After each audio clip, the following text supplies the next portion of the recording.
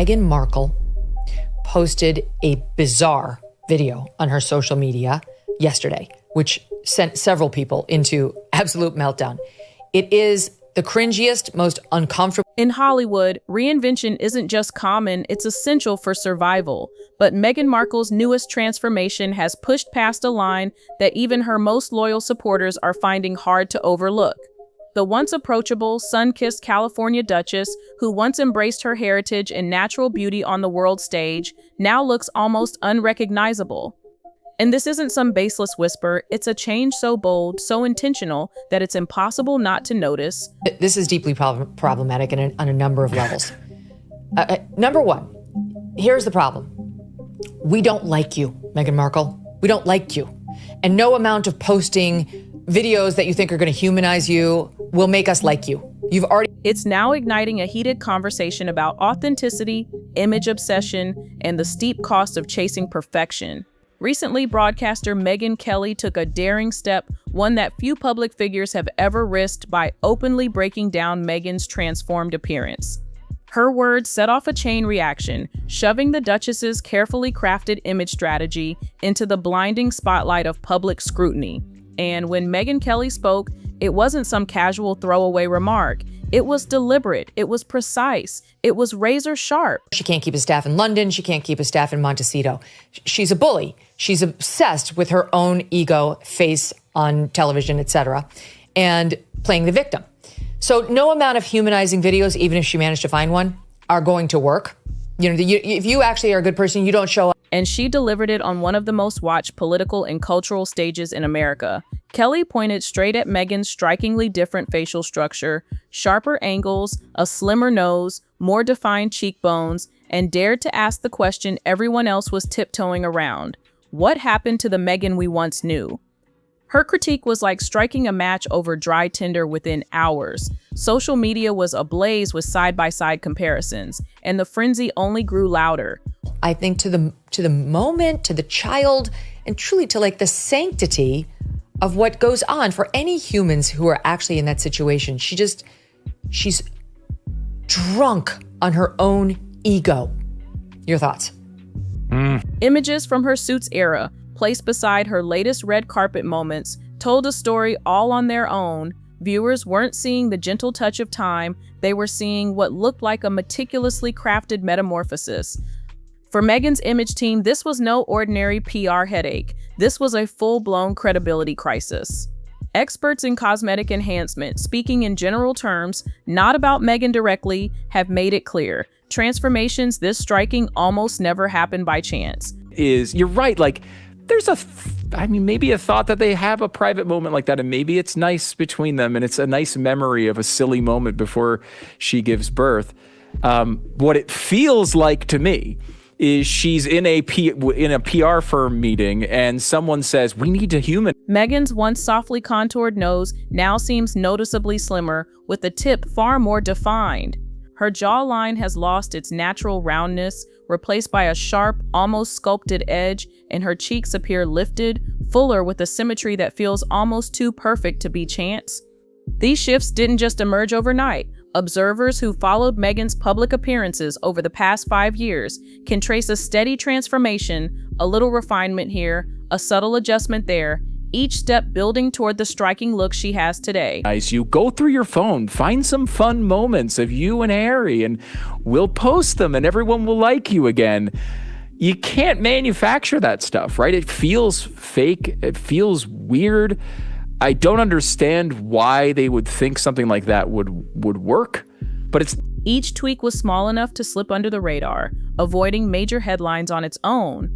But when pieced together, they've created an entirely different face. It's as if the Megyn who first stole the world's attention in 2016 has been quietly taken apart and rebuilt, feature by feature. And here's where things get even more fascinating, because this transformation doesn't seem random at all. It looks intentional. PR insiders in Beverly Hills have been whispering for months about what they call the Windsor-adjacent rebrand. In simple terms, Megyn is reshaping herself quite literally. These are not people who are just posting on a whim, right? Like, this is an entire industry. It's I know calculated. you've covered this in depth. This is a whole This is a whole industry. They've got people working on this all 24 hours a day to try to make this Meghan Markle thing into a thing. I don't think it's been very... It seems clear this isn't just about fitting in. It's about aligning with an aristocratic ideal of beauty, the highborn look, the royal aesthetic, the kind of face you'd expect to see immortalized in oil paintings hanging in palace halls, not smiling from the cast photo of a cable TV drama. This goes far beyond simple vanity. It's about power. In elite circles, image is currency, and Meghan's new look sends a loud, unmistakable message. I belong here. Not as the actress who married into royalty, but as royalty itself, polished, untouchable, perfected. In her latest birthday celebration, it was the ultimate stage to debut this reimagined identity. Successful so far, but No. I feel like this is just a blatant attempt at it. It sort of reminds me when Chrissy Teigen had what we now know was an abortion, which she at the time told us was a miscarriage, and posted photos of her crying, like hysterical in the hospital room. It was so weird. First of all, who takes pictures of themselves? Hosted at an exclusive Beverly Hills restaurant, the event checked every box of an elite gathering: designer gowns, meticulously arranged flowers, and guests placed with precision. But the real story was hidden in the guest list itself. The familiar faces from Meghan's pre-royal days were nowhere to be seen. Even Prince Harry was absent. In his place, a select handful of Hollywood power players, and almost too perfectly, a professional photographer on hand to capture every flawless angle. This wasn't the warm, intimate feel of a birthday celebration. No, this had all the polish, precision, and calculated staging of a full-scale brand campaign. When they're crying, and then post them online, especially after losing a baby. Look, what the F?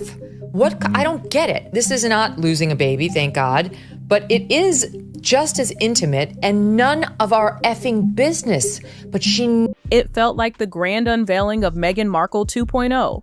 Even the public birthday messages she received that day added to the sense of careful orchestration. Friends, or perhaps more accurately, acquaintances, posted tributes that read less like personal notes and more like lines lifted straight from a marketing playbook. Inspiring, empowered, visionary. There were no inside jokes, no unguarded snapshots, no warm personal stories, only sleek PR polished adjectives. It was the language of image building, not the voice of genuine connection. needs us to love her. So she will do whatever it takes, and she doesn't know how to make us love her. The other thing I'm going to say, and I know this is weird, but there's one of those conspiracy theories on the internet that she might not have actually carried her babies, one or both, that they may have used a surrogate. Trust me, because I'm neck deep in all that. It wasn't the warmth of real connection. And if this was all part of the rebrand, then in one sense, it's working. Meghan is looking more polished, more refined than she ever has before. But the cost? It's steeper than losing a few laugh lines. She's losing the perception of authenticity, the very spark that once turned her into a global sensation.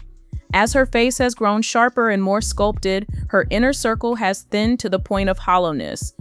The women she once proudly called sisters in arms are gone, along with the old friends from her humanitarian missions. News around these two. And there are many people who long before today are convinced she used surrogates and that her pregnancies were fake, one or both of them. And this is the only time that I've actually indulged the theory, because if we can show that video again, I don't know, can we show it without playing the weird sound? Gone are the candid paparazzi snaps of Meghan grabbing coffee in jeans and sneakers. Now, every public appearance features perfectly tailored dresses, salon-styled hair, and camera angles designed to highlight her new, flawless facial symmetry. This isn't chance, it's strategy.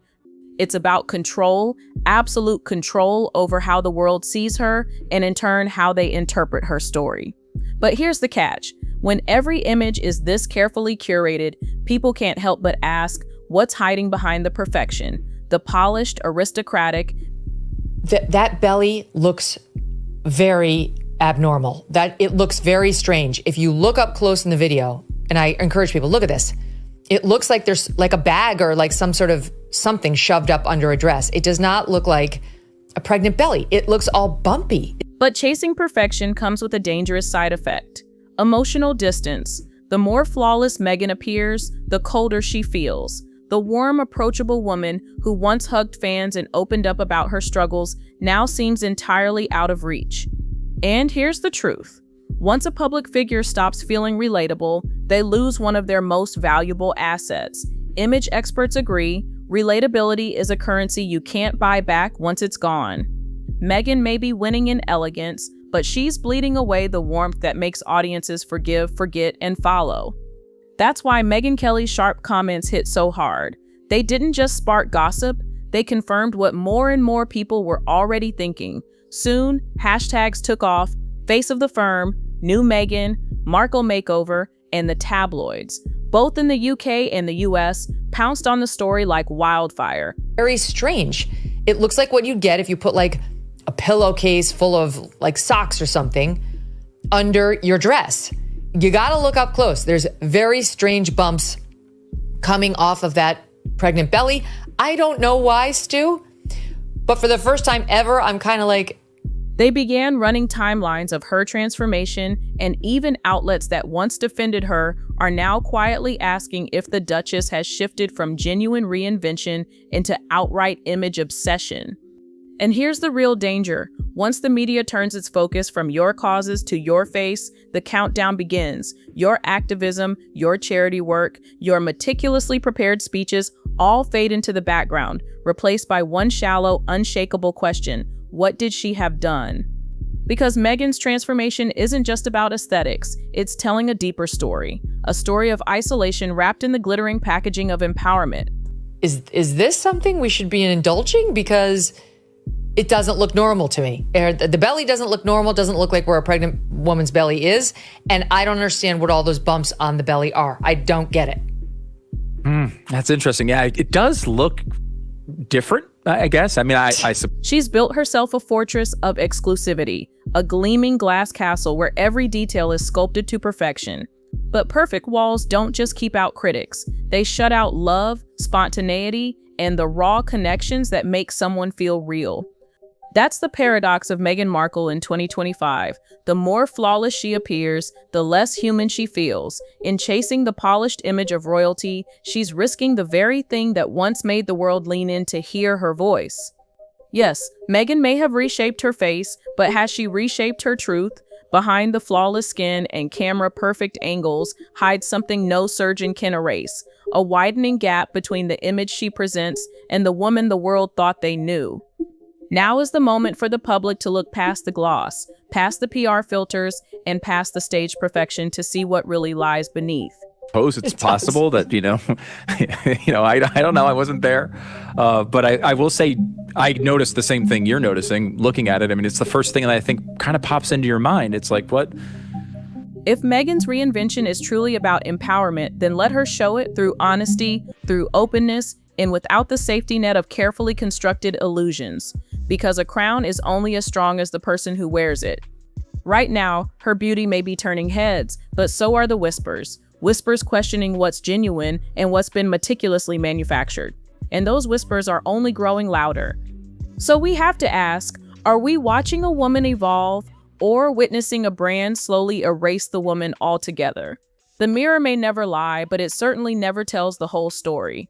Because in the end, Megyn's story has become more than a tale of glamour and reinvention. It's a cautionary reflection of our celebrity-obsessed age, a time when influence is measured in filtered images and strategic alliances, and when the line between empowerment and performance can vanish in a single post. Her transformation may be captivating, but it's also a reminder that the higher the pedestal, the greater the risk of a very public fall.